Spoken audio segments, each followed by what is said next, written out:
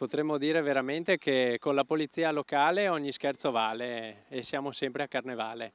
A parte questo, io dico che veramente si è superato ogni limite, cioè dopo aver visto la polizia locale con 2 pattuglie andare a recuperare un gatto di un consigliere comunale a Forte Marghera, dopo aver visto le multe date ai bambini che giocavano a calcio nei campi di Venezia, ora siamo al blitz pompato in maniera incredibile nel sito del comune come se fosse un'azione antidroga di quelle spettacolari e invece si tratta di 1700 euro di multe a dei veicoli che sono a Sant'Erasmo.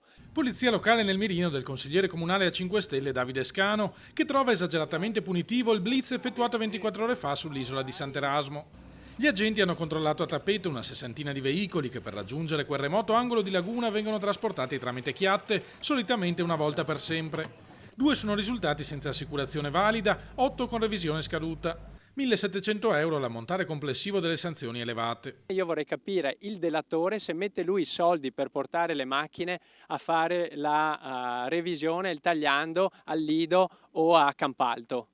E poi ancora vorrei capire se veramente i vigili, su cui c'è un po' di margine di azione, debbano veramente fare questo o debbano impegnarsi a fare altro. Il mio non è un invito a non applicare la legge, puntualizza Scano, ma a tenere in considerazione le particolari condizioni della vita su quell'isola, affiancando il buon senso al codice della strada. La legge va assolutamente rispettata, ma dobbiamo considerare che questi 700 rimanenti abitanti di Sant'Erasmo sono degli eroi. Dovrebbe essere il comune a pagare loro il bollo e l'assicurazione per restare lì.